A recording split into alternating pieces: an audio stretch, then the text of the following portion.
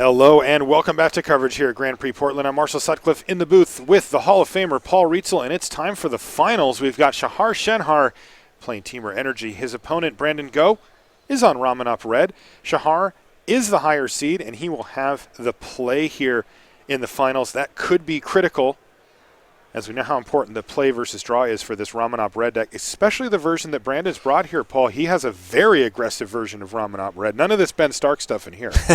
No, yeah, he wants to curve out, and he wants to get the game over quickly. And as we said before, his deck is really focused on the card Hazoret. He needs to draw it, he can get it into play, and he's very, very good at getting himself down to one card in hand. So he would really like to find a Hazoret and be attacking with it as early as turn 5 here on the draw.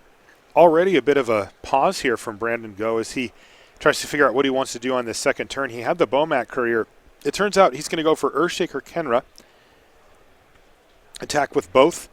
Get that trigger, get in for 3 damage, and leave that Long Tusk Cub standing on the sidelines.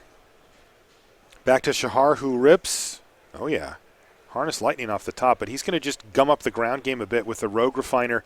More mana efficient and helps him draw his lands, which he really needs. And he did find one, of course, there off the top of the library. That is still Shahar. Yeah, Shahar's draw borderline perfect here. The 2-drop Long Tusk Cub, the turn 3 Rogue Refiner. He's on the play. He's applying pressure. He may have preferred a Whirler Virtuoso, but he has a 2-drop, a 3-drop, and 2 copies of Bristling Hydra. So he's very happy with the way the early game has developed. That Long Tusk Cub did hit the red zone here as well for Shahar. He put a counter on it. That's going to play around Shock, and he's got another 2 energy lined up in case there's an Abrade or a Lightning Strike over here for Brandon. Shahar actually says, hold on a sec, you're going to play a Harsh Mentor, but I'm going to pause you there, because if Shahar's intention is to put that last 2 energy on the Long Tusk Cub, he's going to want to do it now while the Mentor's on the stack. And I think we're going to see him do that. I think that if you look at just the next turn, Ether Hub's going to provide an energy. He's going to use that, put it into a Bristling Hydra, and he'll still have the 3 energy to protect the Bristling Hydra. So he wants to get the Cub up to 4/4 now before Harsh Mentor gets online. Is Brandon now on defense somehow? Like, he did not attack there with the Earthshaker Kenra. Yeah, he's in a very uncomfortable position for the Ramunap red strategy. He feels like that 4/4 Cub is going to be pressuring his life total too much, and he needs to do some blocking. Oh, Shahar's going to be loving that situation. If you can put the Ramunap red deck on the defensive, it does not play particularly well from there. A bunch of small creatures.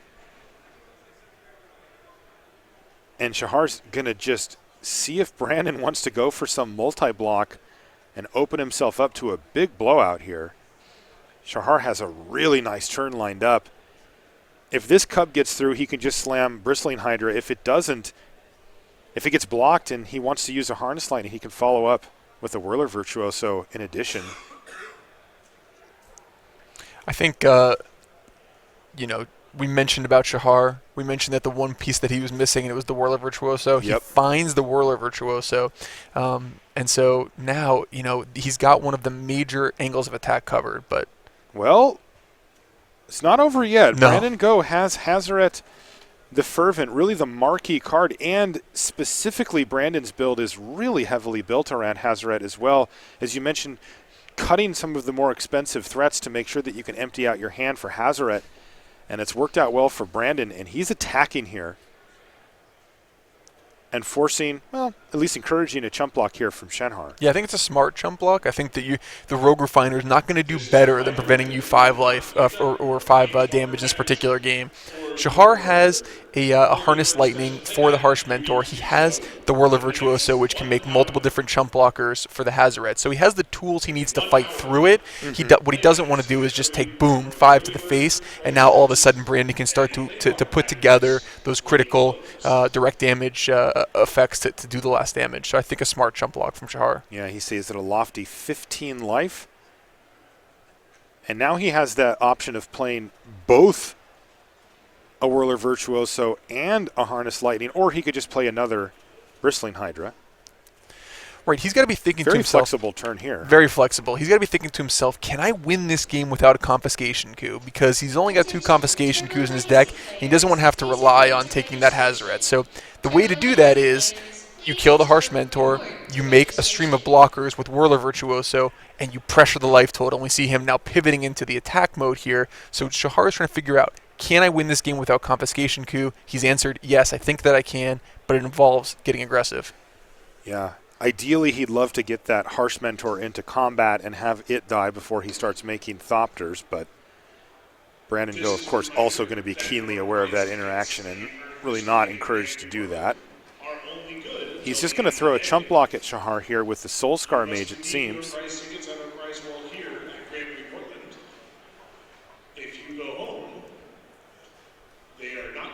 And you see, I mean, Shahar did everything you wanted. Turn 2 Long Tusk Cub, turn 3 Rogue Refiner, turn 4 the Bristling Hydra, turn 5 access to Whirler Virtuoso and Harness Lightning. So really a borderline perfect draw, and he's not out of the woods yet. That's the power of this Ramuap Up Red strategy, That's right. And specifically Hazoret the Fervent. Absolutely. Okay, so he has committed to this chump block with the Soul Scar Mage. And Shahar's debating on if he wants to use some energy perhaps on a Bristling Hydra.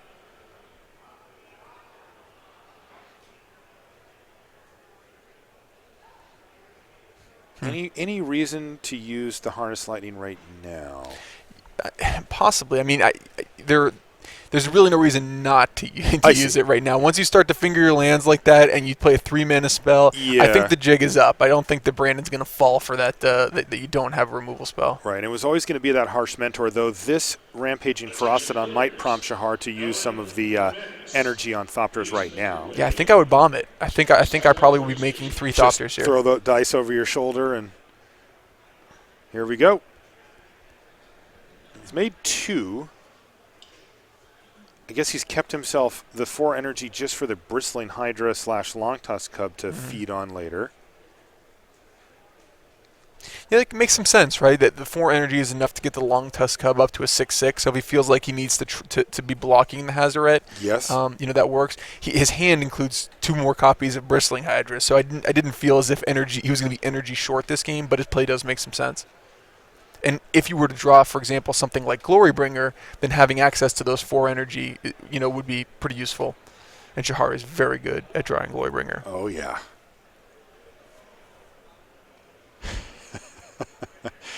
He certainly is that. He may still be thinking in response to this Ferocidon. Okay, no, wow. Brandon was thinking about whether he should attack, and he decided no. Hazoret the Fervent stays home. With Shahar at 15 and Brandon at 9, that is a huge development here. And Shahar really seems to be pulling ahead. He's going to attack for a couple in the air. Hazoret does a great job of blunting the assault on the ground. No doubt about that. Yeah. But Shahar has to breathe a sigh of relief here. He's not even being attacked. He's playing against mono red. Yeah, and if you're at home and you're wondering, how do I master the Temur energy strategy, I strongly recommend drawing exactly 5 lands and then no more for the rest of the game. Shahar has mastered this as well as anyone in the world. How do you feel about a combination of removal spells and threats? Perfect. Yeah, definitely want that. All right. He's done that too. His hand is now Bristling Hydra and another Harness Lightning, so he's doing that part too. Scavenger Grounds for Brandon. That's not going to do much here, though.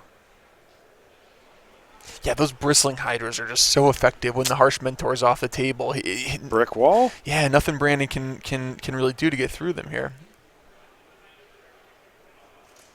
And we see how important that Whirler Virtuoso draw was. I mean, that was 100%. Really the one major thing that was missing from Shahar's draw, the ability to create chump blockers if necessary, and now to turn things around and have an evasive threat that's pressuring Brandon's life total and getting through the Hazoret. Yeah, you see that Shahar makes 1 additional Thopter here on end step. That's going to give him a 2-turn clock. He can attack for 3 in the air, and then, assuming that it's safe, he can make another Thopter and do it. What did he draw? And he drew Confiscation Coup. Did he really? Yeah, that's the way to do it. That is good, clean living. That is exactly how they drew it up. And this is going to be the death knell here for Brandon Go in game number 1. He's going to scoop up his permanents. That's Shahar Shenhar just calmly working his way through the game, and he is now up 1-0. Could it be another Grand Prix trophy here for Shahar? I remember Shahar won one of the first GPs I went to, San Diego. This was in, I don't know, maybe 2012? Sure. It's a long time ago. I think it was my second GP. And I was like, who's that kid? Yeah, he's a closer. That's for sure. He He's is that. he's proven his ability to win in these top 8s. So here we see Shahar's Temur energy build, and we will have been familiar with most of the sideboard plan here by now. Obviously, the cheap red removal of Braid, Chandra's Defeat, Magma Spray, those are things that Shahar will be interested in.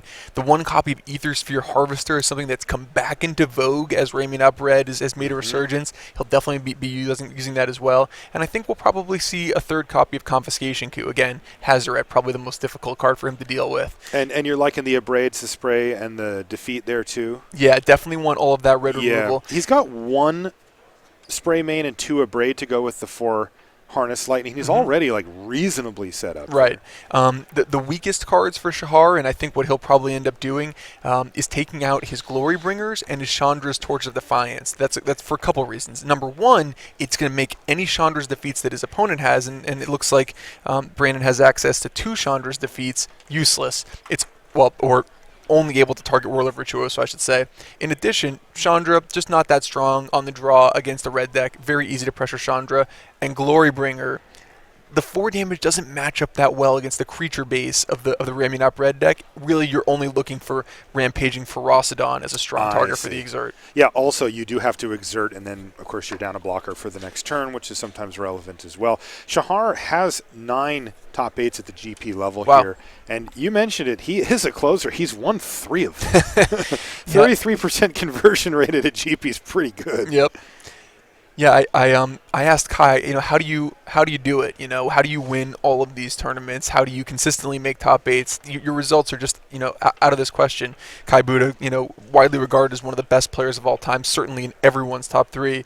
And he said, well, I recommend in Limited opening a lot of cards with the gold symbol, and I recommend in Constructed having your opponents not draw lands in top 8s. And I said, okay, well, that's good. I'll just take that advice, and that's very nice and actionable. Thank you, Kai. Yeah.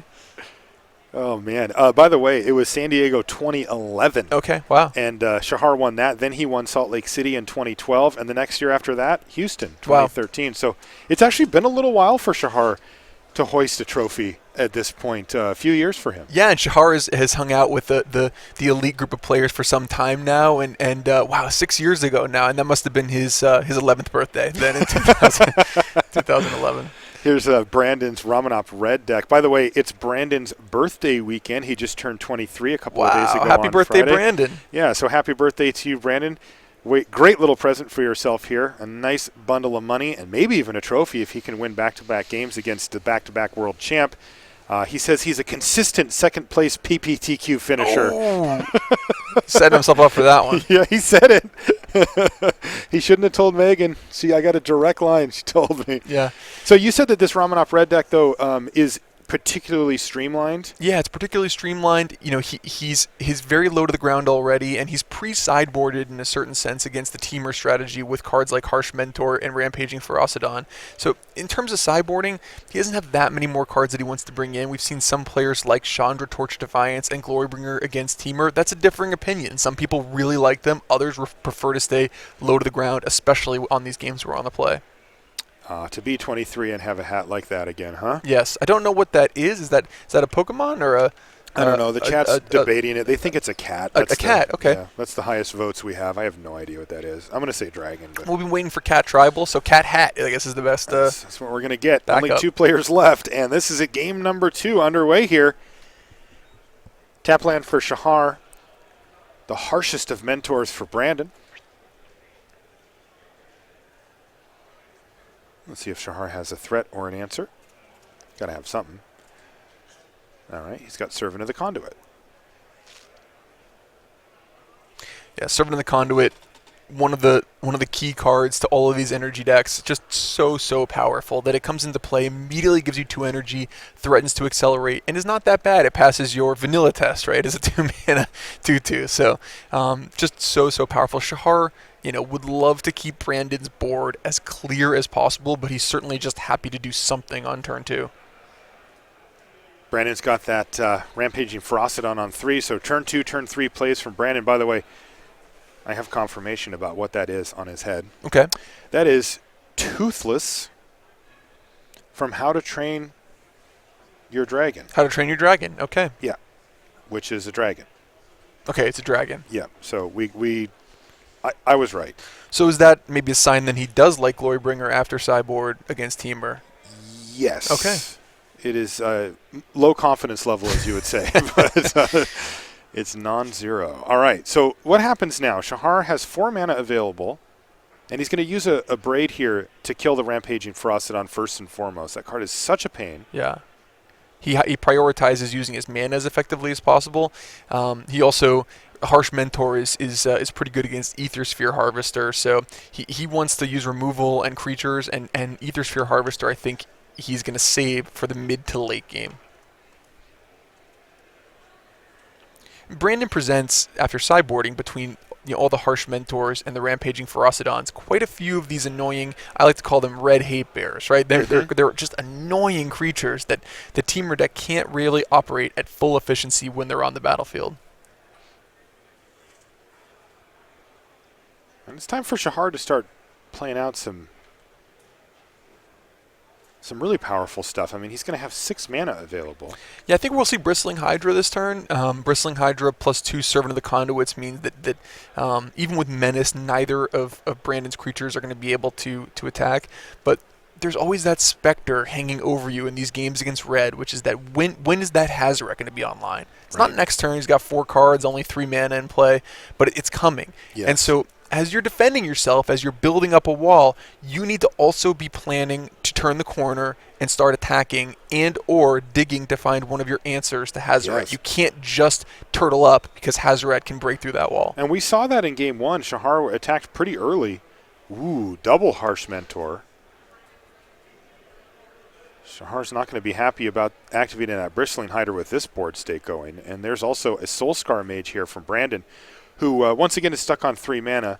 But as we said before, it's not the end of the world for this red deck to be on 3. Yeah, Ooh, hello. Hello, Magma Spray. Right. Obviously, we see Shahar has the 5 lands that he wants already, so we knew we were looking at a non-land draw step. In this case, Magma Spray. Great choice. Oh, well chosen, Shahar. Yeah. And he's got a Rogue Refiner down now. How about another spell removal spell? Right. Did you train him? Like, he plays on your testing team, right? Right. How to train your Shahar. That's something that we've been working on. There's no hat yet, but maybe eventually. Really good job training him on how to draw spot removal spells once you've hit that critical 5th land. And it looks like Shahar may be even considering an attack with Hydra here, as it's a significant amount of damage and pretty difficult for Brandon to really deal with. Nope. He's just going to go for the Rampaging Ferocidon here. Ooh, because he's getting aggro. Look at this from Shenhar. Yeah, we talked about this earlier. Yes, and just last turn we talked about this. I'm giving Shahar some trouble here, but he is very, very smart and understands this matchup really well.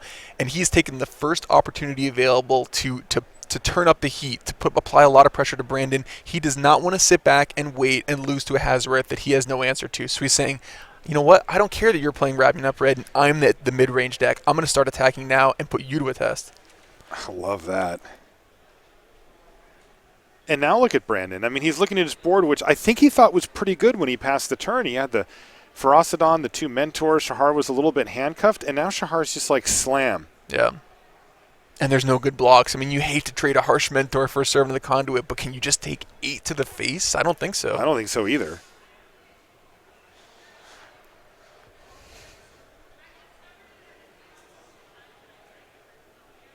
Wow. Oh, this is just not where Brandon wants to be. He could lose all of these creatures here. Now, Shahar would take a significant amount of damage to the 2 Harsh Mentors. It is 4 per. Yeah, but Shahar will love to see this. This is going to decimate Brandon's board presence. Yeah, that is a risky block from Brandon because it can really just set him back so far now. Just getting 2 for 1 for no cards. Like, yeah, Shahar's at 14. 2 for none. Yes, 2 for none. Yeah. Just energy. He traded 3 energy for 2 cards. Yeah, and this Magma Spray here, presumably on Harsh Mentor, is going to lead to another Alpha Strike and no good situation for Brandon. And we might be seeing Shahar on the cusp of a championship. It's starting to feel like he's going to have yet another, in fact, his 4th GP trophy on the mantle at home. And yes, there is Magma Spray to take down that last Harsh Mentor. And Shahar Shenhar is attacking with everything. And all Brandon can do here is block to stay alive. Chump block in a trade, but he's still going to take 4, and Shahar still gets to keep that that Bristling Hydra. He casually drops Ether Sphere Harvester on the battlefield, and this could be one turn away here. Brandon draws his card for the turn. Does he have something? This, of course, is where Hazaret looks horrendous. Effectively a blank in his hand. He's going to need multiple removal spells. I don't even know what he can have. Finally, Shahar drew an extra land or 2 here, but the damage may be done. Yeah, I think Shahar... Is there any reasonable way for Brandon to come back from this? There's none, yeah. There isn't, right? It's no. just... Not with Shahar at 14 life. No. Here's an Abrade, and there's also a Lightning Strike. Still, this is a mighty hit here, right? That's 5, 6, 7. No, that's the Servant that was. Oh, that was the tapped one? Yeah. Okay, so 5. Yep. He could make it 8, but... I think there's a lot of temptation to make it 8. Yeah. 8 would create 2 lethal attackers on next turn. Not so easy for Brandon to kill a 7 toughness Bristling Hydra. Yes. Yes, and he's going to do it. Well, he made it 7, and he left 1 activation up, actually. Wow, interesting. That's a weird play because look at this. Yeah. Shahar gave him a Brandon window. actually can block now.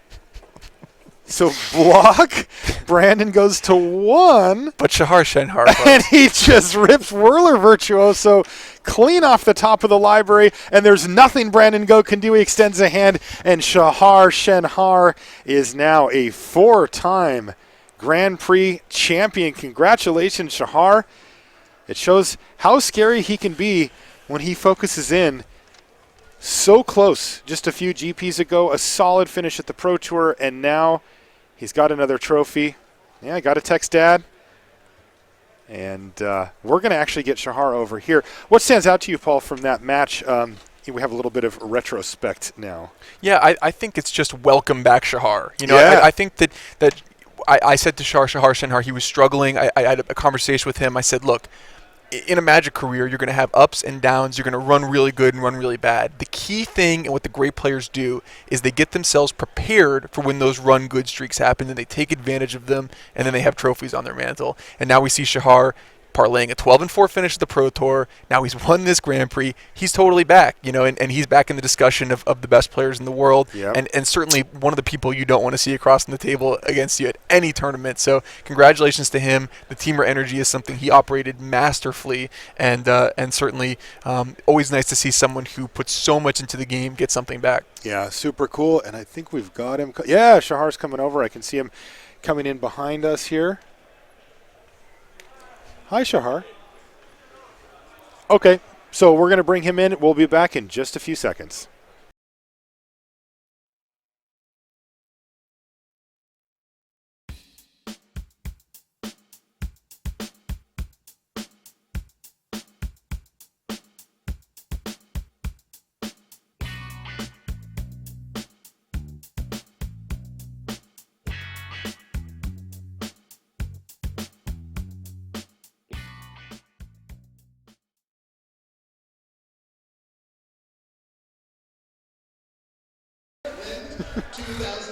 And welcome back to the booth. I've got our champion, Shahar Shenhar. Congratulations, buddy. Great work. You know, just, what was it, a month ago, I was having a chat with you to GP where you're like, I don't know if I'm going to play the first Pro Tour. Maybe I'll save this invite. And you said, I'm just going to go for it. And, you know, it was like you were a little bit on the rocks there. You had a super solid finish at that GP, finished 9th. Then you smashed the Pro Tour, finished 12-4. Now you won a GP, and those worries are behind you. Congratulations. Yeah, thank you. It feels great. Yeah, I wasn't really at a great spot with Magic for a long time. You know, I didn't run well for 2 years almost and played badly in those 2. So it feels really good to run well again. just beating him on a red the entire top 8, just drawing perfectly, like confiscation coup whenever I needed it. Oh, yeah. It was great. Oh, Yeah. it was super fun to watch as well, Shahar. I know your fans were going crazy in the chat. They're so happy to see you back in the winner's circle and hoisting yet another trophy. You know, it feels like everything's right again, Shahar. I got to say, I'm enjoying I mean, this. I have the same feeling too, but we'll see. Yeah, and for those of you to know, he's such a good guy, and it's so fun to see really good, happy people winning Grand Prix. Congratulations, Shahar. So, what's the next stop for you as far as Pro Tour level play or Probably GP going to level play OKC. Okay, going to Yeah. go Battle Monitor. Any idea what you're going to play yet? No. He No wouldn't tell idea. us anyway. All right. Whatever Owen's going to play, probably. Well, Shahar, I know you have a plane to catch, so I'm going to say congratulations yeah. once again to Thank you so much. We're going to sign off from here, though. Thank you so much for hanging out with us here from Grand Prix Portland for Cascade Games, and, of course, for all the judges and staff to help make these things possible. Thank you to you. Everybody that plays in these knows how important they are. So, for Matt Sperling, for Paul Rietzel, and for our champion, Shahar Shenhar, I'm Marshall Sutcliffe saying we'll see you next time. Thank you.